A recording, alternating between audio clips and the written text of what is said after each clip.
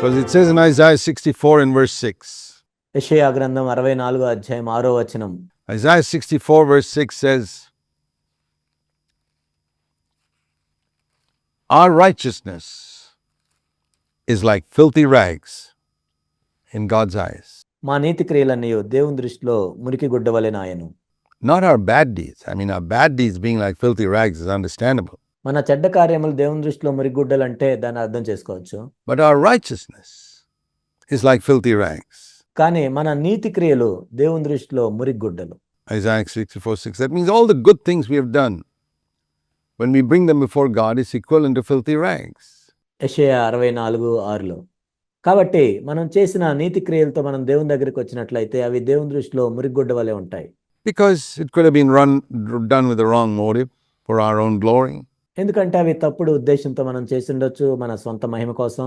It's like, if a beautiful apple is in the hand of a person whose hand is infected with a very infectious disease and pus oozing out from that hand. ఇది ఎలా ఉంటుందంటే ఒక అందమైన Apple ఒక జబ్బు కలిగిన వ్యక్తి చేతిలో ఉన్నట్లయితే ఆ చేతి నిండా చీము అవన్నీ ఉన్నట్లయితే And he offers you this beautiful apple. You'd say, well, no, thank you, I don't want it. ఆ అంటువ్యాధి కలిగిన వ్యక్తి ఆ యాపిల్ తీసుకొని నీకు ఇస్తున్నట్లయితే నాకు వద్దని నువ్వు చెప్తావు. But he says it's a beautiful apple. He says, that's right. Apple చాలా బాగుందని చెప్తావు, అవును కరెక్టే అని చెప్తాడు. But there's the hand's infected with pus and all that, and therefore, though the apple is good, it becomes bad because it's coming from your hand. Apple బాగానే ఉంది కానీ ఎంతో జబ్బు కలిగిన నీ చేతి నుండి అది వస్తుంది కాబట్టి, ఎంతో చీముతో నిండి ఉన్న నీ చేతి నుండి వస్తుంది కాబట్టి అది చెడ్డగా అవుతుంది. And that's how our good deeds are corrupt in God's eyes. మనం చేసే మంచి క్రియలు దేవుని దృష్టిలో ఆ విధంగా మురిగుడ్డలుగా ఉంటాయి, చెడిపోయినవిగా ఉంటాయి. It's very important to see that. దాన్ని మనం చూడటం ఎంతో ప్రాముఖ్యమైన విషయం.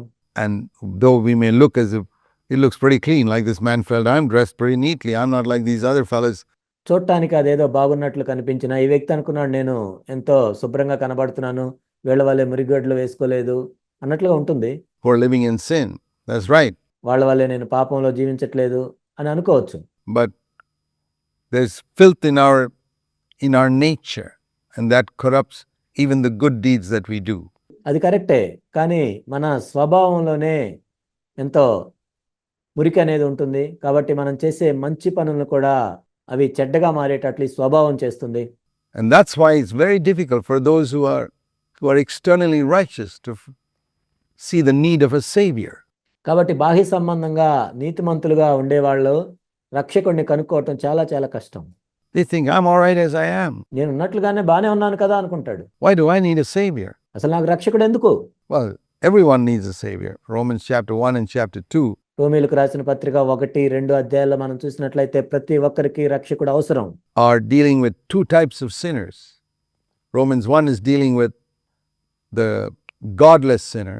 2 రకముల పాపాత్ముల గురించి ఇక్కడ చెప్పబడింది. రోమీయులకు రాసిన పత్రిక 1వ అధ్యాయంలో దేవుడు లేని పాపాత్ముల గురించి చెప్పబడింది.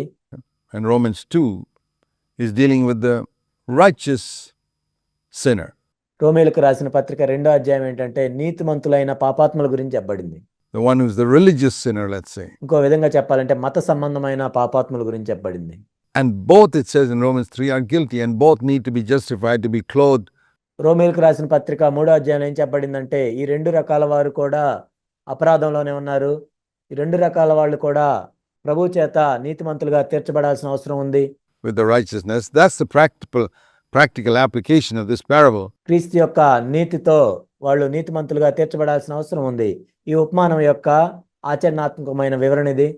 And the interesting thing is that this person who came in like that wasn't just put out. ఇక్కడ మనము చూసే ఇంకొక ఆసక్తికరమైన విషయం ఏంటంటే ఇలా వచ్చిన వ్యక్తిని కేవలం వాళ్ళు బయటికి పంపించలేదు, కానీ He wasn't just asked to leave the palace. He was bound hand and foot and cast into outer darkness. కేవలం ఆ రాజభవనాన్ని విడిచి వెళ్ళిపోమని చెప్పలేదు, కానీ ఏం చేశారంటే వాని కాళ్ళు చేతులు కట్టి వెలుపటి చీకట్లోనికి త్రోసివేశారు. Verse 13, where there's weeping and gnashing of teeth. 13వ వచనము, అక్కడ ఏడ్పును పండ్లు కొరుకుటి ఉండును. So think what he lost. He lost. I mean, if he had never gone to that feast, there would have been something. Because he went there, he got thrown into outer darkness. తాను ఏం కోల్పోయాడో చూడండి. అసలు ఆ విందుకు ఆ వ్యక్తి వెళ్ళకపోయినట్లయితే ఎక్కడో ఉండేవాడు.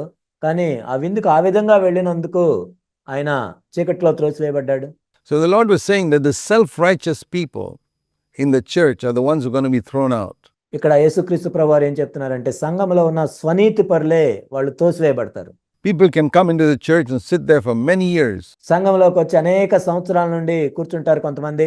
and one day they'll get thrown out because of self-righteousness, ఒకానొక రోజు వాళ్ళు త్రోసివేయబడతారు. ఎందుకంటే వాళ్ళ స్వనీతిని బట్టి, because they look down on others who they think are not as holy as they are.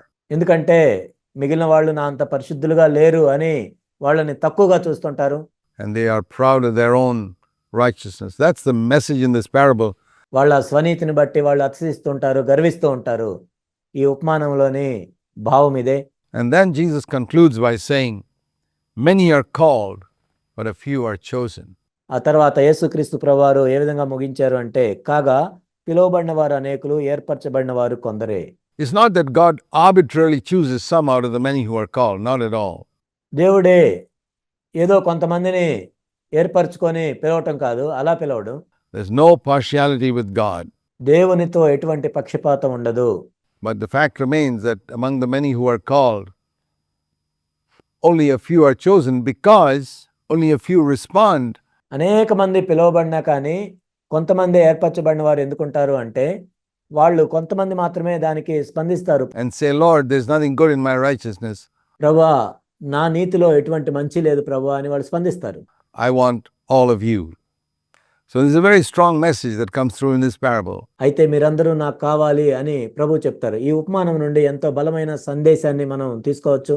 The basis on which God accepts us is దేవుడు దేన్ని ఆధారం చేసుకొని మనల్ని అంగీకరిస్తాడంటే, that we acknowledge not only our sin, but that we have no righteousness in ourselves, అంటే మనం పాపం చేసామనే కాదు, కానీ మనలో మనం ఎటువంటి నీతిని కలిగి లేము.